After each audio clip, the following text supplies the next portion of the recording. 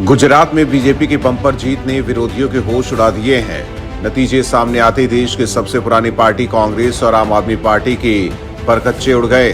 इस जीत के बाद से ही एक और जहां बीजेपी गदगद है, वहीं कांग्रेस और आम आदमी पार्टी के ऊपर निराशा के घनघोर बादल छा गए हैं। गुजरात में मिली बीजेपी को जीत के बाद महाराष्ट्र में उद्धव ठाकरे वाली शिवसेना के तेवर बदले बदले से नजर आ रहे हैं।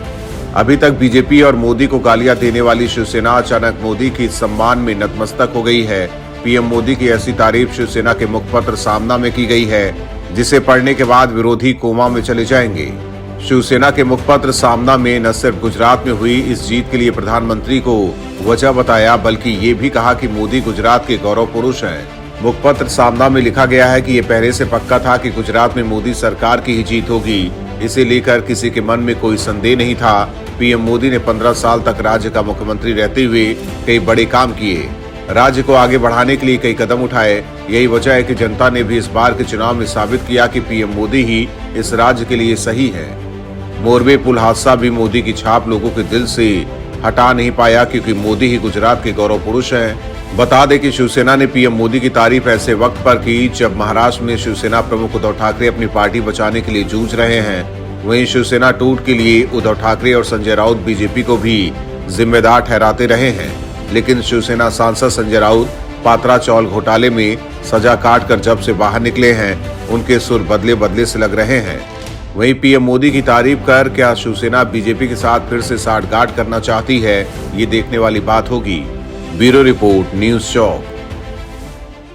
दिल्ली एमसीडी चुनाव में भले ही केजरीवाल की पार्टी ने बहुमत हासिल कर लिया हो, लेकिन इससे उनकी मुश्किलें खत्म नहीं होने वाली।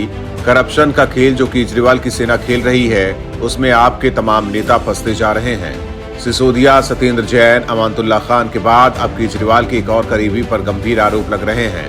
दरअसल महिला आयोग की तेजतर्रार अध्यक्ष स्वाति मालीवाल इस बार फंस गई हैं।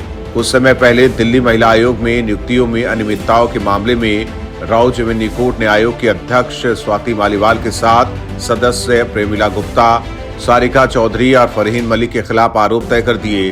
कोर्ट ने कहा कि चारों पर आरोप तय करने के लिए इस मामले में सबूत है। आपको बता दें कि भ्रष्टाचार निरोधक शाखा के मुताबिक 11 अगस्त 2016 को उनको पूर्व विधायक बरखा शुक्ला सिंह की शिकायत मिली थी। इस शिकायत में आरोप लगाया था कि दिल्ली महिला आयोग में नियमों को दरकिनार कर आम आदमी पार्टी से जुड़े लोगों को नियुक्त किया गया। उसमें आयोग में नियुक्त हुए 3 लोगों के नाम बताए गए थे जो आम आदमी पार्टी से जुड़े हुए थे। कोर्ट में दाखिल की गई शिकायत के साथ आम आदमी पार्टी से जुड़े 85 लोगों की सूची भी सौंपी गई है, जिनकी नियुक्ति आयोग में होने के आरोप लगाए गए थे। इस पर प्रारंभिक जांच के बाद एसीबी ने भ्रष्टाचार निवारण अधिनियम के तहत प्राथमिकी दर्ज की थी। उसमें लोक सेवक द्वारा विश्वास का आपराधिक हनन और साजिश रचने का गंभीर आरोप भी लगाया गया था।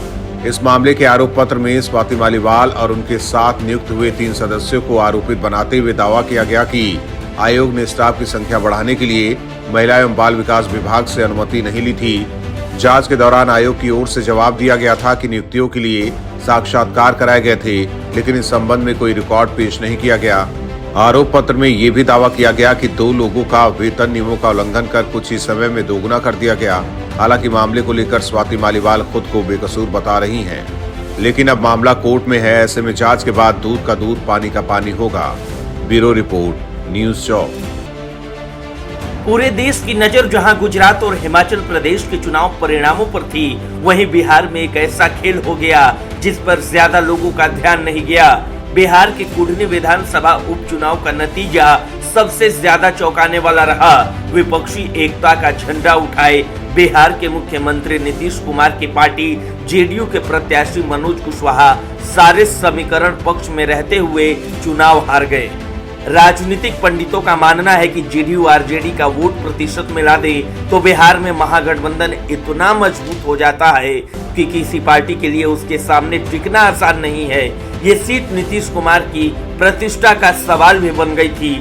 आरजेडी के साथ मिलकर सरकार बनाने के बाद नीतीश कुमार के लिए ये प्रतिष्ठा का चुनाव इसलिए भी था क्योंकि इससे पहले बीजेपी गोपालगंज चुनाव जीत चुकी थी। बिहार में इस साल जदयू और आरजेडी की सरकार बनने के बाद राजनीतिक पंडित इस गठबंधन को बेजोड़ करार दे रहे थे। लेकिन पिछले कुछ उपचुनाव के नतीजों ने इस पर सवालिया निशान खड़ा कर दिया। गोपालगंज के बाद कुडनी में महागठबंधन की हार ने राजनीतिक पंडितों को अचंभित कर दिया है। मुख्यमंत्री नीतीश कुमार और उप मुख्यमंत्री तेजस्वी यादव लगातार दावा कर रहे हैं कि ये सरकार जनता की सरकार है, लेकिन इस गठबंधन के बनने के बाद हुए उपचुनाव ने अलग ही तस्वीर पेश कर दी और जो तस्वीर उभर कर सामने आ रही है वो इस बात का साफ संकेत है कि बिहार की जनता अब बीजेपी को सत्ता में देखना चाहती है। इसका मतलब ये भी निकाला जा रहा है कि बिहार की राजनीति में अब नीतीश कुमार महत्वपूर्ण नहीं रह गए। बिहार में हुए उपचुनाव में कुडनी से बीजेपी को जीत मिली। इस उपचुनाव में जेडीयू से मैदान में उतरे मनोज कुशवाहा की करारी हार हुई। बीजेपी प्रत्याशी केदार गुप्ता 3662 वोटों से जीते। ये सीट बीजेपी ने महागठबंधन से छीन ली। वोटिंग से पहले रैली में बिहार के उप मुख्यमंत्री तेजस्वी यादव ने भी अपने पिता के नाम पर भावनात्मक खेल भी खेला, लेकिन वो काम नहीं आया और जनता ने इसे नकार दिया। सबसे बड़ी बात यह है कि इस सीट पर बीजेपी ने पहली बार जीत दर्ज की है। इससे पहले यहां से आरजेडी, कांग्रेस और जेडीयू विधायक थे। वहीं उपचुनाव में लगातार मिल रही हार नीतीश कुमार के लिए चिंता का विषय है। क्या नीतीश कुमार महागठबंधन में शामिल होकर कर दी है बड़ी गलती? अब ये सवाल उठ रहे हैं। ब्यूरो रिपोर्ट, न्यूज़ चौक।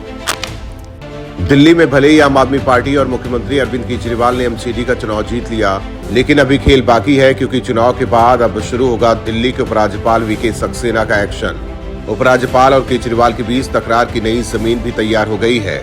दरअसल इसकी शुरुआत निगम में पार्षद के मनोनयन से हो सकती है। अगर मौजूदा परंपरा से अलग उपराज्यपाल केंद्र सरकार की सिफारिश पर मनोनीत पार्षदों का नाम तय करते हैं तो उन्हें दिल्ली सरकार के हमले का सामना करना पड़ सकता है। बीजेपी की मांग है कि केंद्र सरकार के अधीन आने से उपराज्यपाल दिल्ली सरकार की सिफारिश की जगह केंद्र की सलाह पर एमसीडी में 10 पार्षद मनोनीत करें। दरअसल दिल्ली नगर निगम एक्ट में प्रावधान है कि 10 व्यक्तियों को उपराज्यपाल मनोनीत कर सकते हैं। सियासी गलियारे में इस वक्त मनोनीत सदस्यों की चर्चा जोरों पर है। बीजेपी नेताओं ने तर्क दिया है कि एनडीएमसी और दिल्ली छावनी बोर्ड भी केंद्र सरकार के अधीन है और उनमें केंद्र सरकार ही सदस्य और दूसरी नियुक्ति करती है। इस तरह अब एमसीडी भी दिल्ली सरकार के बजाय केंद्र सरकार के अधीन आ गई है और एमसीडी में दिल्ली सरकार के पास पार्षद मनोनीत करने की सिफारिश करने का अधिकार नहीं रहा है। अब केंद्र सरकार ही 10 पार्षद मनोनीत करेगी। उधर सूत्रों की माने तो दिल्ली सरकार के बाद अब एमसीडी की सत्ता हासिल करने वाली आम आदमी पार्टी भी एमसीडी में 10 पार्षद मनोनीत कराने की तैयारी में जुट गई है।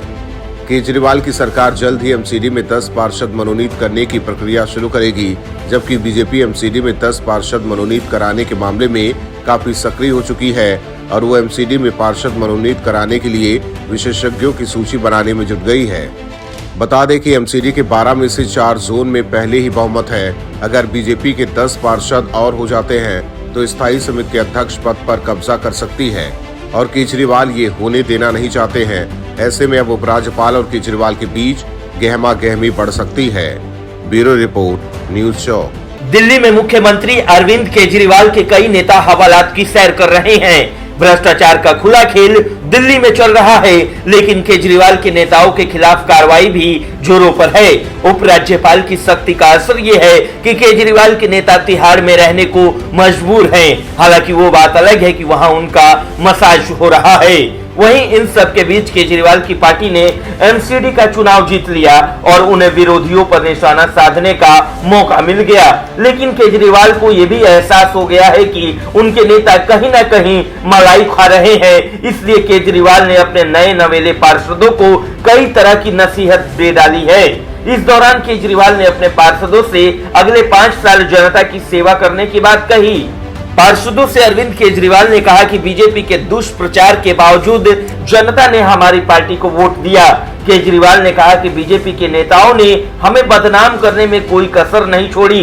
बीजेपी वाले ये नहीं कह रहे थे कि हम ईमानदार हैं और आम आदमी पार्टी वाले चोर हैं, वो ये कह रहे थे कि हम तो चोर हैं ही, ये आम आदमी पार्टी वाले भी हमारी तरह ही चोर हैं। वो जनता को बेवकूफ नहीं बना सके और उनके सारे दुष्प्रचार के बावजूद जनता ने आम आदमी पार्टी को वोट किया।